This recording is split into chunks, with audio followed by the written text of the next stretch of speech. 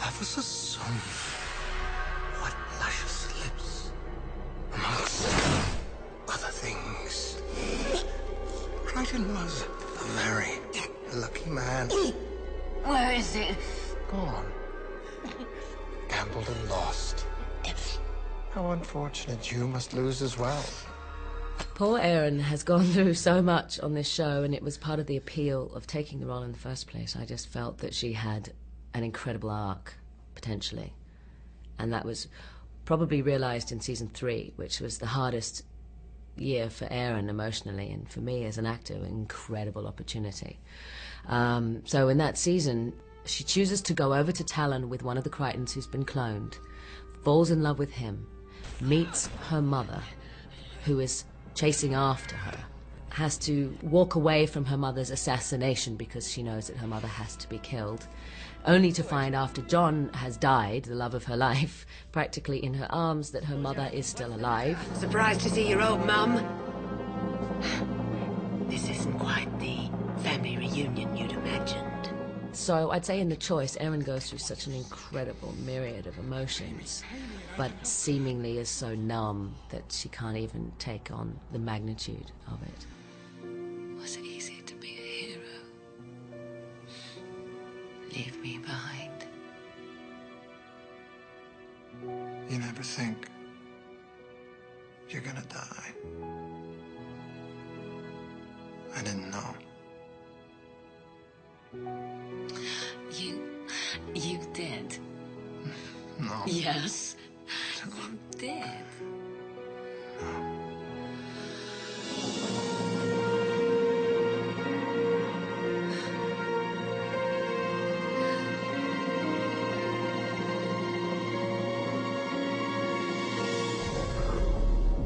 Finally, in season 3, yielding and allowing herself to fall in love, having him die, meeting her mum, it not going terribly well, then dropping her mum off the side of a building after she accidentally gets shot by Crace, and then having to reunite with the other John. I'd say those things were the most major parts of her development, and they all happened in season 3.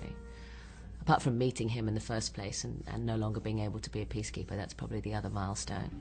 My name's John.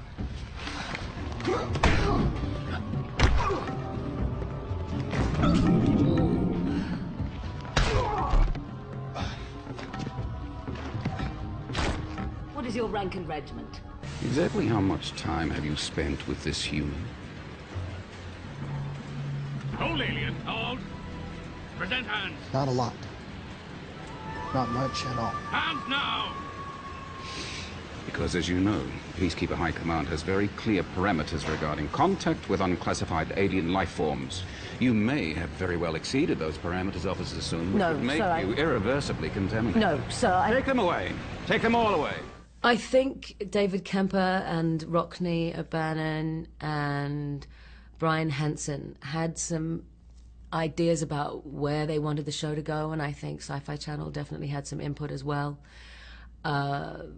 But if you want something, you know, it's like life, you have to be willing to go with the flow. So they had to watch and see how we developed as actors and how the characters were developing based on the choices we were making, how we were bringing these characters to life. For someone who used to look down her nose at tech work, you're pretty damn good at this. Well, perhaps people can change. Well, at least some people are smiling around here these days. Yeah, I know. It suits your I face. was talking about you. Me, I'm not smiling. Yes, you are. Pay attention to your work. Right. Focus on the work. Don't do that. I'm working here. Stop distracting me. I'm distracting you. Yes, you are always distracting me. Well, then you are easily distracted. No, I'm not. Yes, you are. I'm not. Oh, really? Okay, that's a little distracting. Since a lot of the emphasis is on character in the show rather than story, we didn't change the course of the show, we were just part of its growth. There's something about the two of those characters that we've asked the audience to invest in, which is about inexorability and the fact that I think they're destined to be together. And I think it is a romance, Farscape, and that's how Ben and I have always chosen to do the show. as an intelligent romance. That doesn't mean that they're always intelligent. They've been very childish with each other, but they've developed and grown, and I think that's been such an incredible experience for me working on the show. That I think they'd always planned. I think that the producers had always hoped that in their imaginations and their hearts that Crichton and Aaron would always be together. So that's the way I choose to think. It was all planned. They always met, you know, from the moment they met. It was destiny. I shouldn't be here. This is exactly where you should be. I love you. I love you too.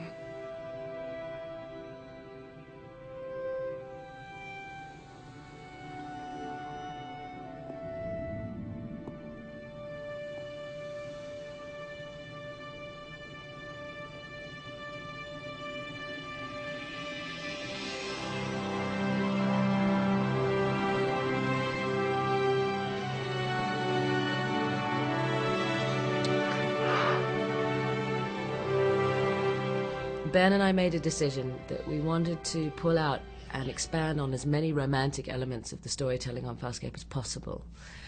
So one of the episodes that he wrote, Green-Eyed Monster, is an example. He chose to do the story primarily about Aaron in the corner of the triangle, the love triangle. Where are you going? You heard the man. Nothing for me to do. John, wait. Aaron, you do not want me there. I do want you there. Why? To throw rice? Forget about it. I've seen my share of hardware insertion. I'm not watching. It's been modified. Yeah, I heard that. Less invasive. It's safer. Yes, it's new. It's improved. It's the finger of friendship. 1995. But wait, kids, there's more. What's the matter with you?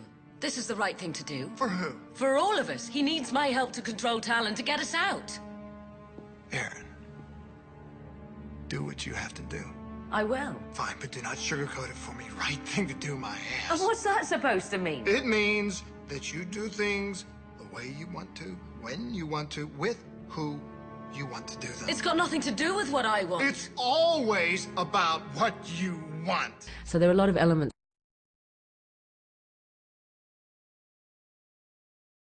that used to come into the storytelling about love triangles,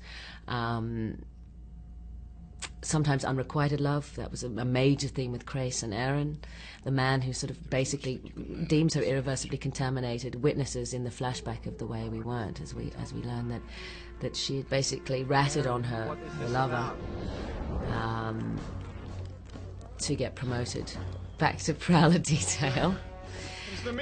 So Aaron learned the hard way about love in that situation. She was frightened of it. So when she meets Crichton, she has a lot to learn about what it can do and how it can change her life.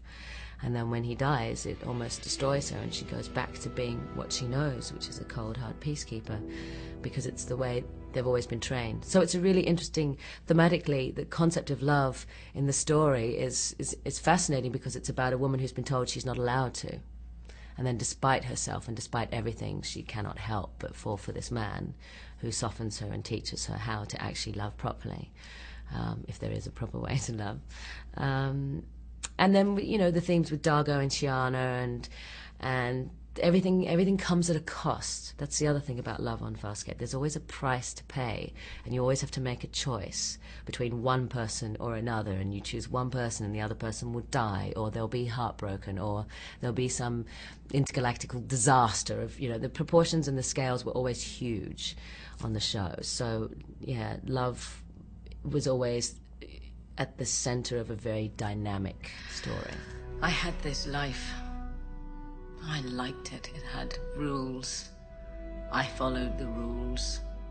And that made everything right. And then you come along and you frill everything up. This strange human with arrogance, stubbornness. You are like a plague, John Crichton, and you have ruined my life. And yet I just keep coming back.